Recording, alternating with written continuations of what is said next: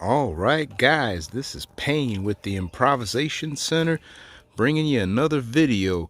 This time, we have a project here where we're going to install what is called a ductless air conditioning system. And this is a system right here. Of course, doing things a little bit more so than usual, I had to get the system that also doubles as a heat pump, meaning that this thing will also put out heat when switched to that mode in the winter time.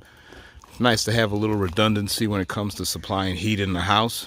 So anyway, this is a system right here. It comes in two parts. We have an indoor unit and an outdoor unit. The outdoor unit right here is this big sucker right here. And this is the compressor unit, and in AC terminology, the condenser. Right here is the indoor unit, or the evaporator if you know AC terminology. And what comes with this thing is two copper coils that link the two units together. I stretched one out just to give you a good idea of how long this tubing is. The other one's coiled up right here.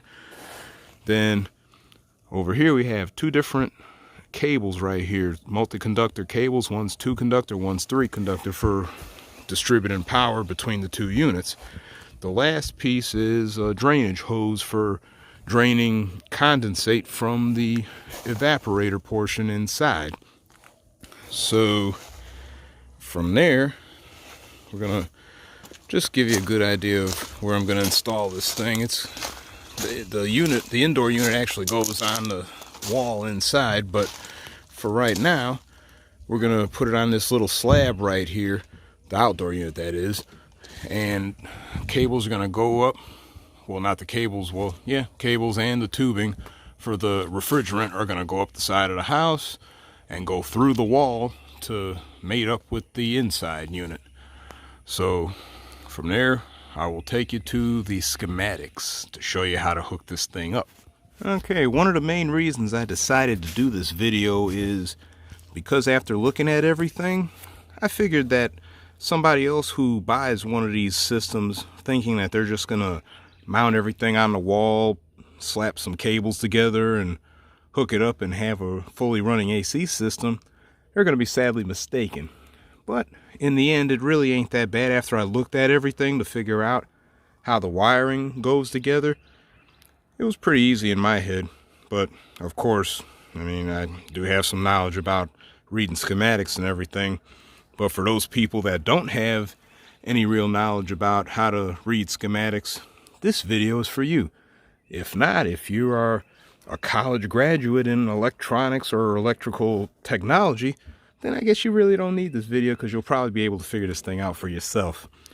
But anyway, we're gonna get started with hooking wires up to this thing prior to actually mounting the units in their respective places. Alright, we're going to start off with the indoor unit, the evaporator.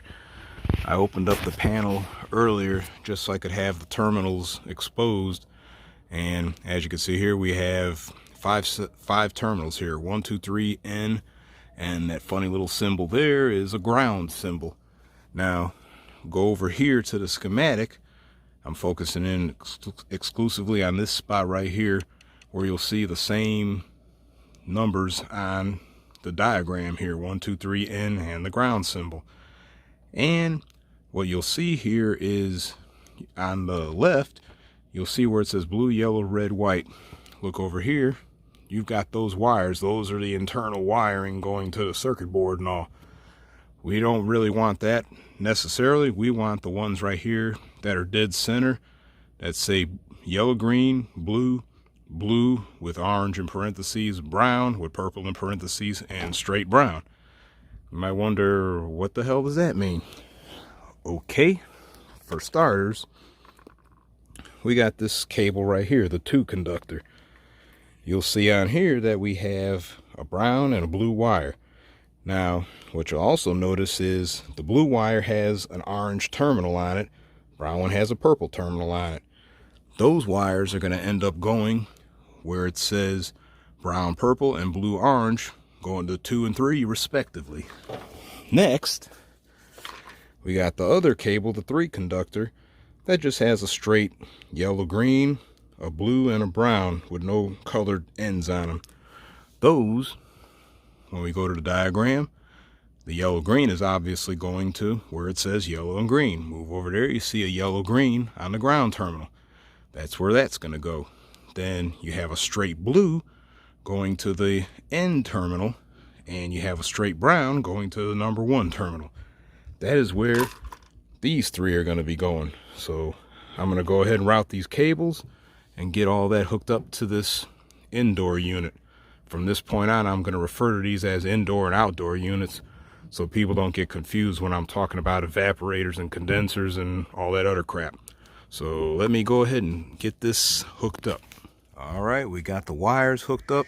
As you can see right here, there's the two cables I pointed out earlier have been routed through the bottom right here, up through the body, and they're clamped down right here with their respective wires going to the terminals as noted on the schematic. Brown, brown purple, blue orange, blue, and yellow green. All the way through 1, 2, 3, in and ground.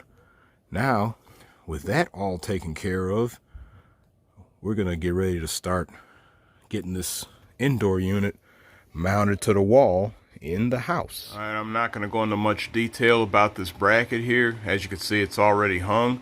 But the problem I encountered was because this is a trailer house, I had to actually add a spacer, which was nothing more than a piece of 2x4 attached to the side of one of the studs here, because the stud spacing is different than a regular house.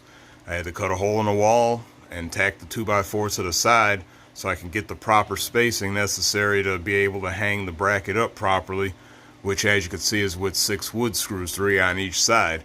So make sure you also get your orientation correct on the bracket so it'll hang up right side up and not upside down.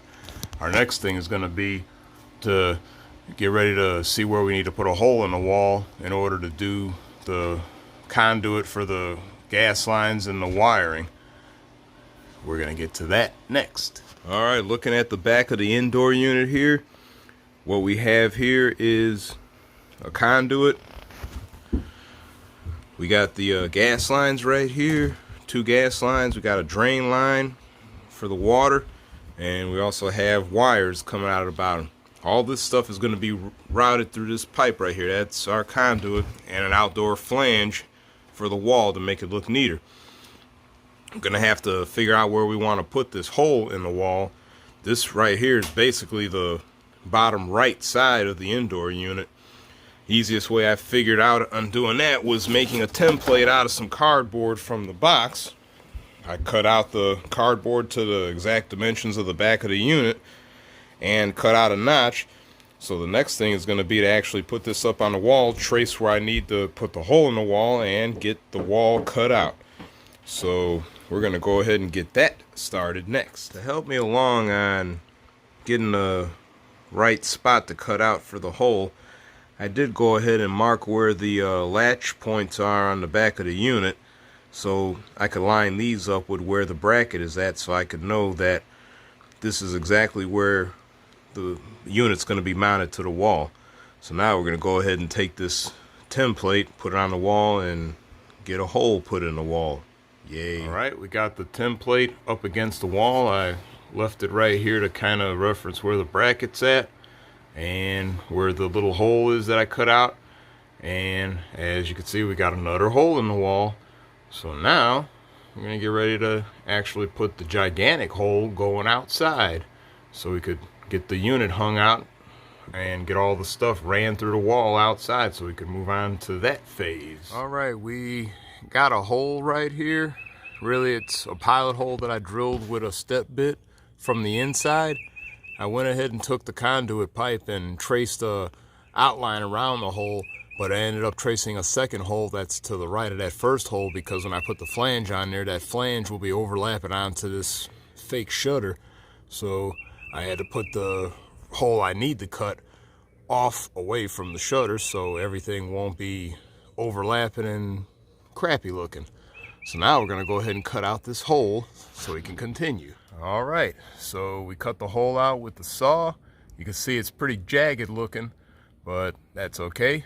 It's going to be covered up by the flange anyway, so it won't matter. I'm going to have to goop it up with some silicone also to help seal it up from leaking and getting all yucky anyway.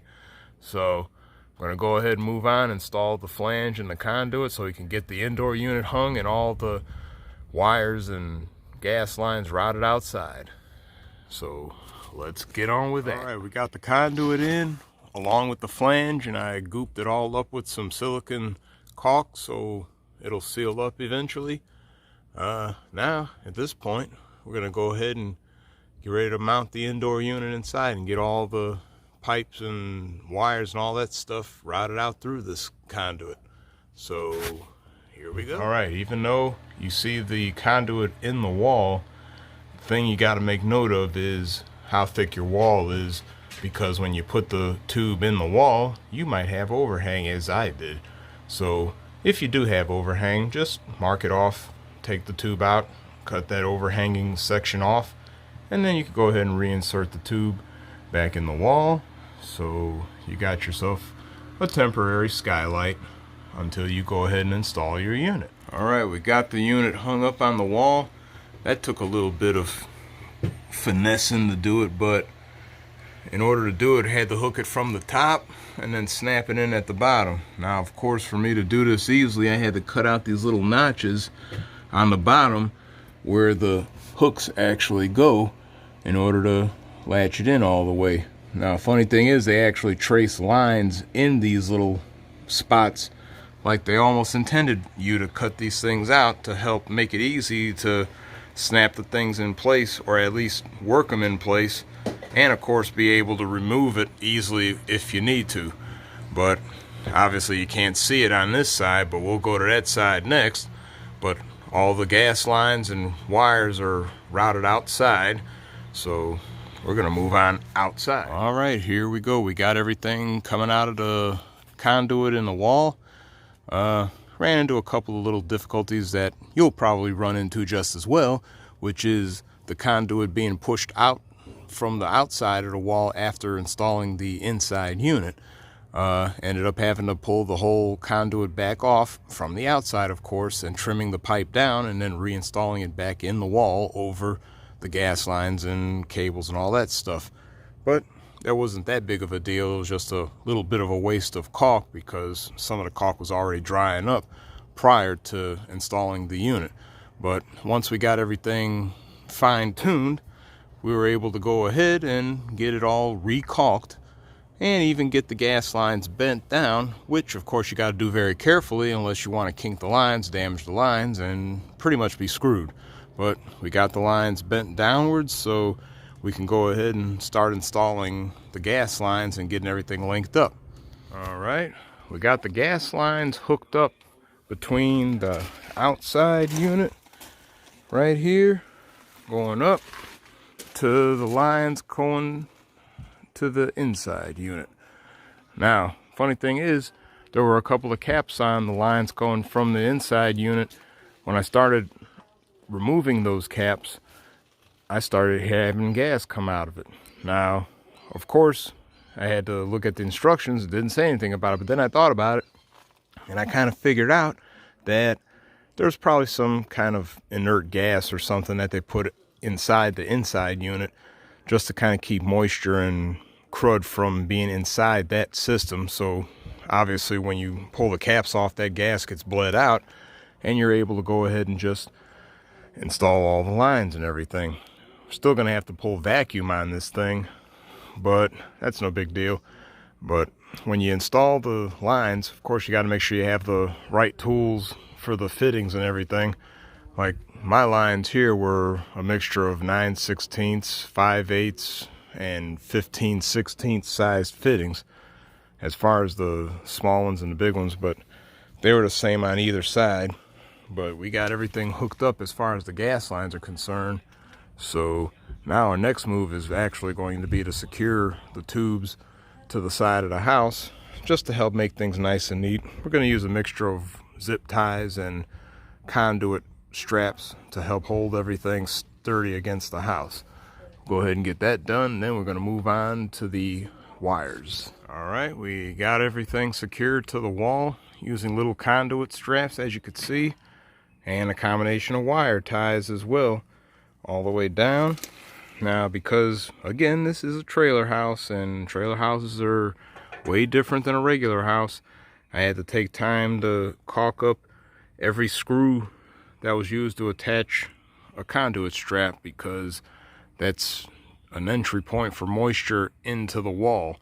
But we got it all done here. I'll get to the drain line later, because my main thing is getting this whole system hooked up and functional. But everything is hooked up other than the wires. The wires will obviously be the next thing we work on. So let's get to that and get that out of the way. All right, we're at the home stretch here. We're looking at the outdoor unit at the terminal block. Just like with the indoor unit, it's labeled 1, 2, 3 and N, with the same wiring setup as before, with the blue and brown and yellow green, and the blue and brown with the orange and purple terminals.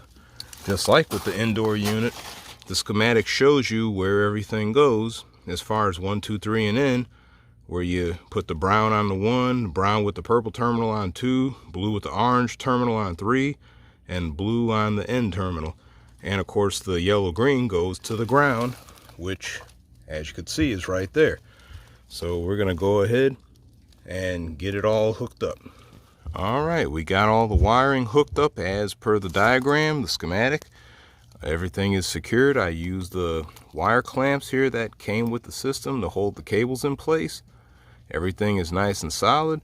All I got to do now is just zip tie the cables to the rest of this stuff here, put the cover on, and then I'll go ahead and attach the drain line so we can start wrapping this thing up. All right, we got the drain line attached from the piece coming out of the wall. This drain line, just a plastic tube, runs all the way down along this channel right here, all the way out to right here, away from the slab, to drain all the condensate water from the indoor unit. As you can see, everything is wire tied in place to make it as neat as possible. I had some extra foam rubber padding to wrap around the fittings for the refrigerant lines at the top of the wall there. Well, with all this secured now, the next move we're gonna have is attaching a vacuum pump and AC manifold to the lines down there, and pull vacuum to evacuate the system before releasing the refrigerant into the rest of the system, and hopefully having this thing ready to rock and roll. All right, we got us an adapter finally for this type of AC system. We got it hooked up to the one fitting on here for pulling vacuum. We have that hooked up to the AC manifold, which is hooked up to the vacuum pump. So I'm gonna go ahead, turn this thing on while it's pulling vacuum. I'm gonna then go back inside and put the plug together so I can have power ready for this thing when I do finish pulling vacuum and putting the Freon through the rest of the system. So let's get on with it. All right, we got the cord right here that only terminates about halfway down the wall right here. And we got us this old cord right here that, as a matter of fact, was cut from an old AC unit. And I'm going to splice the two together, try to make it as neat as possible so it doesn't look like some kind of Mickey Mouse crappy attachment of cables. So I'm going to go ahead and get that done real quick. And then we're going to head on back outside and remove the vacuum pump and let the refrigerant flow. Okay, on this cable here coming from the indoor unit, like before we had a brown, blue, and a yellow-green cable. On a regular cable you might decide to use, or even just some regular wiring, you might recognize the typical white, black, and green cables. So there's no confusion. Just gonna make it quick and simple. Brown is neutral, which goes to white, that's also neutral. The blue is the hot side, which goes to the black, also hot. And obviously the green and the yellow green are pretty self-explanatory, that's the ground. But I got them soldered together to ensure a good connection. Use some heat shrink tubing to protect that connection. Then I'm going to put one more heat shrink tubing over the whole thing to keep it nice and covered up, so it should be good and ready to go. I'm going to get that done. Okay, I ended up putting electrical tape along the whole length of the exposed wires between these two cables, and used the heat shrink tubing over the area where I did my solder joints to have a little extra protection. Now, it might not look the best, but all in all, it is well protected with a good thorough layer of insulation. So we can go ahead and pull the vacuum pump off and get the refrigerant flowing through the system and see if this thing works. Alright, we got everything situated. I turned the vacuum pump off but left the hose on. We're gonna go ahead and follow the instructions here as it says. It's saying on here to open the two-way valve by a quarter of a turn, then close it after 10 seconds to check for leaks and everything. I don't have an electronic device, but we can at least try to hear. The two-way valve is this little number right here, and it takes a 5mm Allen wrench, so we're gonna go a quarter of a turn.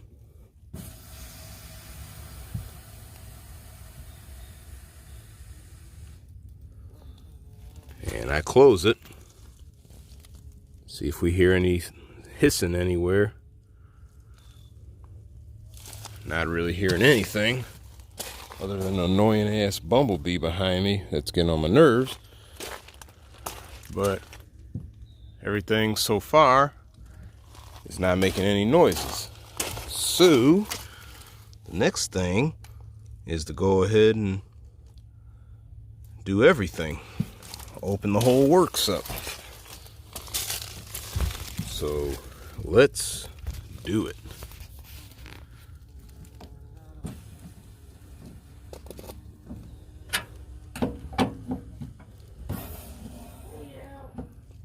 Get this thing off here.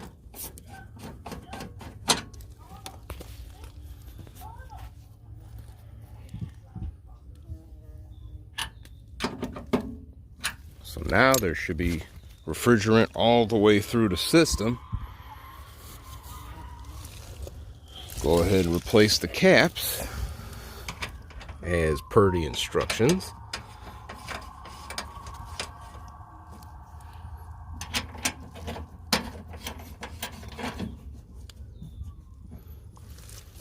I'm gonna leave that fitting on there because it's one of those deals where if I ever had to use it again, it's there. So next thing we're gonna do is move on inside, see if this thing is gonna fire up and run. All right, we got the unit operational, and it seems to work pretty good in both the AC mode and the heat mode. The vane underneath it automatically opens up based on how you set it and all.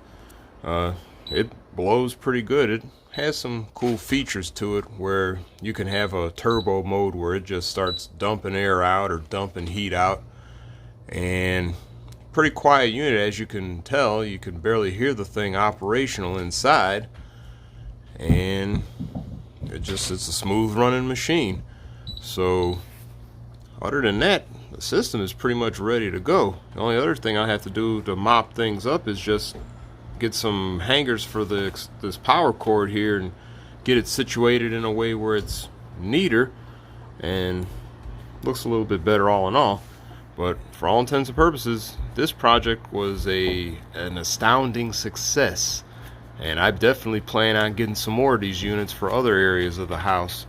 These would even be good for your workshop or small garage or whatever, as a quick way of getting a AC system and a heater installed without having to go through a whole bunch of hassle. So go ahead, try them out. These things are actually, they come in different brands, different prices. Obviously we got the lower end one, but these things can go as high as $1,500, $2,000, depending on what brand you get, what size you get. But either way it goes, they're almost comparable to a decent window unit without the pitfalls of a window unit. So go ahead, try one out. You'll like it. Until the next time.